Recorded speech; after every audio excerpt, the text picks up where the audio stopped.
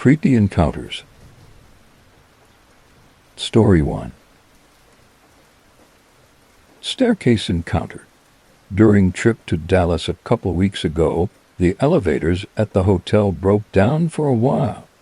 Due to that, my friends and I had to take the stairs back up to our room. We were on the 22nd floor. That's how we found out about the stairs. The next day, my friends and I went down the wrong stairs on our way to the lobby, wanted to get exercise, and since it was almost curfew and got stuck. Luckily, one of the girls stayed in the room, so she got us out. Not scary creepy, but being stuck in crappy hotel staircase is unsettling. Anyways, two girls took the fixed elevator back up. Myself and the one other girl decided to take the correct staircase up those 22 floors. On floor 11, we started hearing weird sounds. I was whining and joking about being tired of going up the stairs. But my friend shushed me and we stayed in place for a few seconds before we heard running on the stairs. Nobody came in after us, and the sound came from below us. We said screw this and went out through the case door and hit the elevator button on floor 14. We heard a door slam and ran into the hall to hide, then into the elevator when it came, and down to our door as soon as we got off. I put this here because it was creepy. We have no idea what it was, and it could all be coincidental. But never will I use a hotel staircase again, unless there's like 50 other people. And in all honesty, it was likely someone in the hall, since the staircase shares the wall and there was hundreds of teens and adults in this hotel. But that doesn't stop how unsettling it was. Story 2.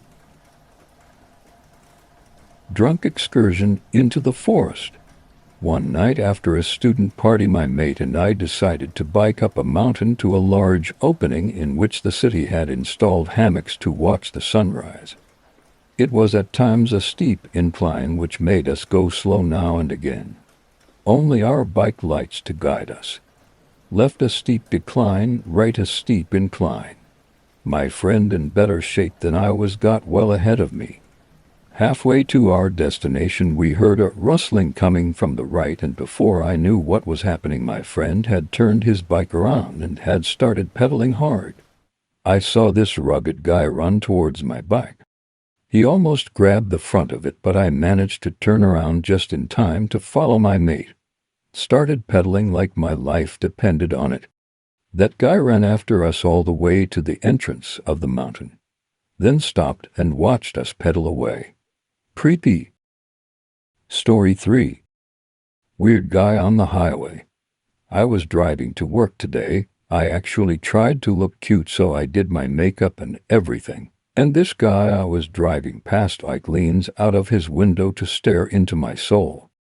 He was keeping pace beside me, just full arm on the car door, leaned out staring while I was trying to pass him, which was odd, but I just smiled and drove ahead.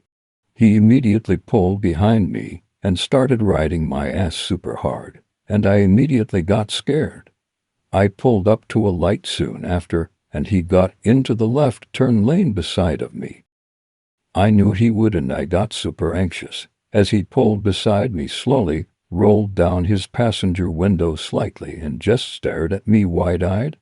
He had plenty of room to pull forward and not even be beside me, but he just stopped, stared, and then sped off after I maintained eye contact and waved. It was really creepy because his windows were completely tinted. So he made a point to make sure we made eye contact when he cracked the window. I don't what he was doing or why he was doing it, but I do not feel like he was a sane person. I'm assuming this was someone on drugs, because it was so fucking weird, but it had me very unsettled in the moment, being a female by myself. I've been followed before, and that just really amped up my paranoia. Story 4. Creepy coworker. I had the creepiest coworker for 8 years. He was in his 40s and never married. He would always wear black every day and was into that goth subculture, which is usually a temporary phase that teenagers go through. He didn't have a lot of friends at work. He never seemed to have a girlfriend either because women tended to be afraid of him. He self-published a horror novel and sent everyone an email about it. He had a weird laugh and a crooked smile. Even the way he talked was creepy, slow and tentative. I knew that he used to live in a different state and wondered why he moved here. I wouldn't be surprised if he had real actual skeletons in his closet. I'm waiting for the day when his name appears in the news headlines. Story 5. A friend of mine said he literally saw the devil when he was a child. I'm not religious or something, but I have a friend of mine that it is from church, and once he said to me that when he had around 4 or 5 years old was doing something related to toys when he felt a tap in his back, turned around and saw something that he describes like a cartoonish vibrant red creature incredibly tall. It was smiling ear to ear and had a very deep stare and red eyes. I thought I'd be curious to share, considering that he already had problems with LSD in the past. I probably think this is nothing, but I don't know, dude. The way that he said this to me, it was like he was really serious about it. Long. And yes, he also said to me that the creature had a tail. Story 6. You've got poop mail? One day, a package addressed to my wife arrived in one of those priority envelopes. She opened it. It was a bag of cow poop from poopsenders.com. The manure even had some grass stuck in it. I contacted that company, but they wouldn't tell me who sent it. We suspect it was an eBay seller who was mad she returned an item a couple weeks prior. The package had her maiden name on it, which she only still uses for some online shopping sites. What kind of person spends $30 shipping someone poop because of a disgruntled eBay transaction? Those websites seem like a harmless prank at first, but it's really unnerving to get one anonymously. So, if you're thinking about doing that to someone, please don't unless you're going to share the joke with them later. It's a really shitty thing to do. Story 7.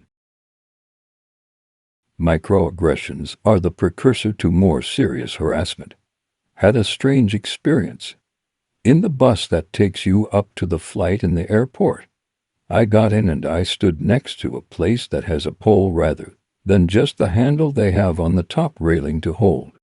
And this one dude, 35 to 40 years old, he got in and immediately looked at me and picked to stand near me, and then kept staring right at my chest, and then up at my face, and then to my chest again. I felt so uncomfortable, so I turned around and faced the other way. There were 4 men seated on these seats. All were in full view of how this dude was staring. Of course they kept quiet. And then I moved a little bit more 'cause he was now leaning on my back. And he was now actively trying to push me away from this pole by leaning his body onto mine and tried brushing against my butt with his hand. I then decided to move towards the end of the bus. I tried to come there too. But there was literally no place. So he looked at me, has this sulk on his face, and then moves away. I am so glad I wasn't alone with this guy in a less crowded situation. Or a dark alleyway.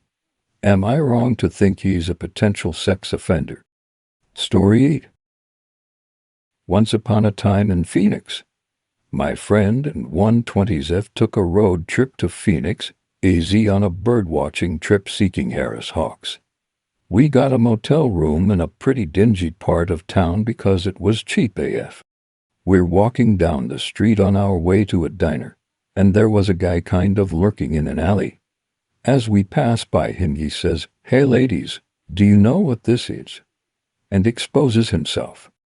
My friend says, "Yeah, it looks like a penis, only smaller," and I crack up.